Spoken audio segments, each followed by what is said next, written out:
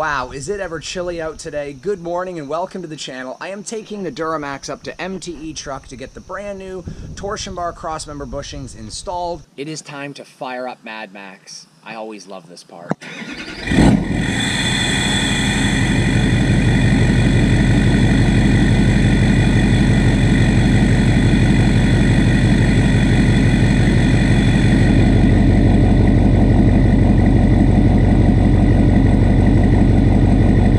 Okay, that sounded great. You guys know it. Time to head up to MTE Truck and get this day started.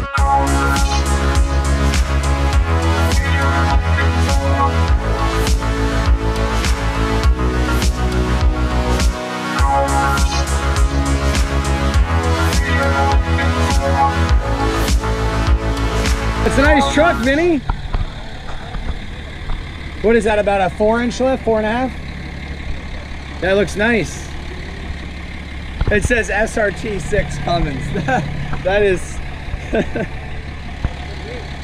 the SRT6? Well, yeah, but I mean, like, SRT6 was the funny part.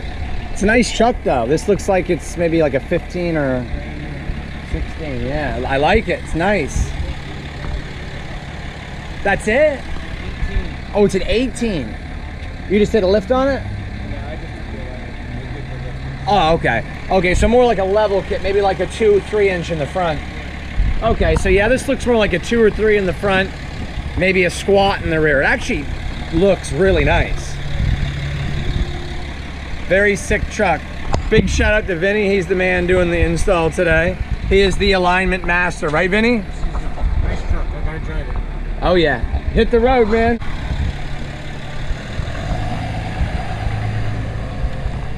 There's that Hummer I was talking about the other day when I posted on Instagram. This is an absolute beast.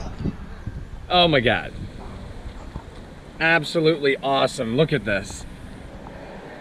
It is a tank. There is no doubt that this would destroy the trails and the off-road, which is what it's meant for. It could probably roll it over and do very little damage.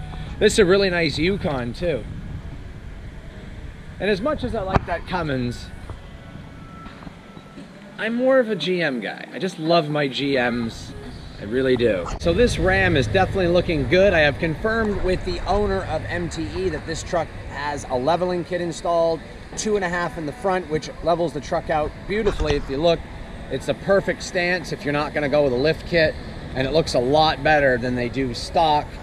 You can see there's the spacer right there, which is about 2.5 inches. So that is how they have leveled the front of this truck. So a little bit different than leveling out a Duramax, which requires torsion keys, and is probably a bit harder than that. Installing a spacer on the top of the strut is a lot faster. So not as hard as a Duramax to level, that's for sure, but it looks great. It really does. Whoever's truck this is, fantastic. Good choice on wheels. He's rocking the Mayhem wheels with the Nitto Ridge grapplers. He's got 35s by 1250 wide, and they're 22s. So I'm not a huge fan of running 22s with a 35. I like to run 20s for 35s or 22s for 37 and 38s. 24s for 40s would be nice. You could get away with a 22 on a 40. It's just that when you start running 35s with a 22, you have a lot less tire, and it makes it more of a street truck. And you can off-road in it. I'm not saying you can't. It just, you're not getting enough tire. It's not going to ride as smooth. There's not as much sidewall or padding. You can see the difference on my truck. Same size 35s, but with 20s. So I have 2 inches more of sidewalls. You can see here the torsion bar keys are going to be getting ready to come out real soon. Once we push the torsion bars forward, then the cross member will be able to come out, and we'll be able to access those bushings and replace them with these new ones, which are a much higher quality. So this is definitely a job. It's not easy. So you can see we cleared. The first torsion bar is out, and the key is on the ground. Just got to do the same thing for the other side, and finally, Vinny will be able to actually do the job that he was here to do, which is the torsion bar cross member bushings. So this is the torsion bar cross member. You can see the bolt comes through here and it feeds into this nut that's welded on. That's how you tighten it up against the bushings. I'm going to be coating this with Rust-Oleum rust reformer as well as the torsion keys. You can see now there's plenty of room, and to see the bushings even better, you can see they're up here, and yeah, they're completely shot. As you can see, we had to absolutely destroy this bushing insert to get it out. Crazy, absolutely crazy. This is totally destroyed, but you know, this happens. And hopefully the new bushing will go in a lot easier, because this is, yeah, not even a bushing insert anymore. It's just a hunk of steel and melted rubber. So here you go. This is the metal bracket that is welded to the frame. You can see it's all cleaned up and ready to put the new bushing insert in. The bushing insert is going to be pushed from the back towards the front, and it's really called an insulator or isolator, yeah. So it's called an isolator bushing, but we're gonna go ahead and get this pressed in. It's all cleaned up, thanks to Vinny. So you guys can see, getting a press up in there is a pain in the rear end, but we're managing to do it. So unfortunately, the audio on the GoPro didn't record this. So pretty much it's all gone audio-wise, but what happened is the truck wasn't ready, so I went ahead and got a rental car from Enterprise, and they brought me the Silverado, the 2019 Silverado. Just absolutely fantastic truck. Very small compared to, the Duramax, but overall a very nice truck.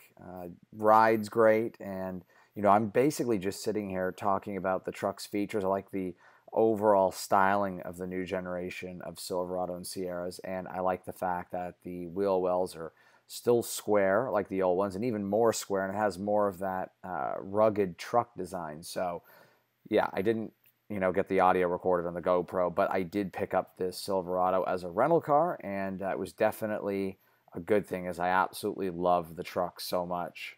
The LED lighting in this truck is absolutely phenomenal, though. I'm gonna have to get some LED lights for my truck. I like how they're spotlights as well.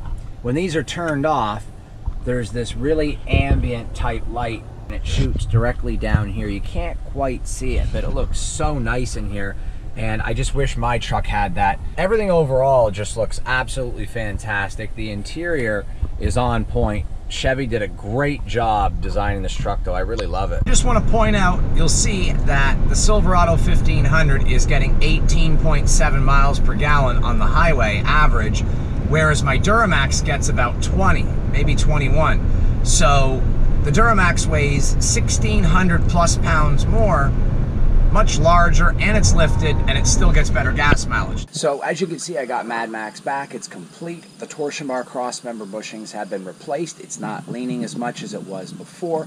It's a little bit stiffer, but as they break in, the ride will get softer once again like it was before. Now the one difference here is where the bolt connects through, there is a metal insert sleeve. That was ripped apart from the factory bushing and separating and leaning forward. I'll put a picture there on the screen, and then I'll show you a picture side by side of the way it's sitting right now.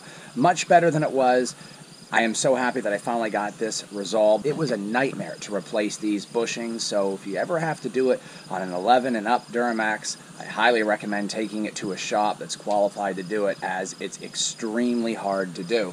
But that's going to do it for this video. Don't forget to check out DrivewayDemons.com. Get your t-shirts, hoodies there, as well as key tags that say Mopar No Car and Driveway Demons. Support the channel there, guys. DrivewayDemons.com. If you're new to the channel, go ahead and subscribe. Give this video a thumbs up. Leave your comments below. What do you guys think of today's video? For all my returning subscribers, thanks so much for watching and supporting the channel. But until the next video, take care. Have a great night.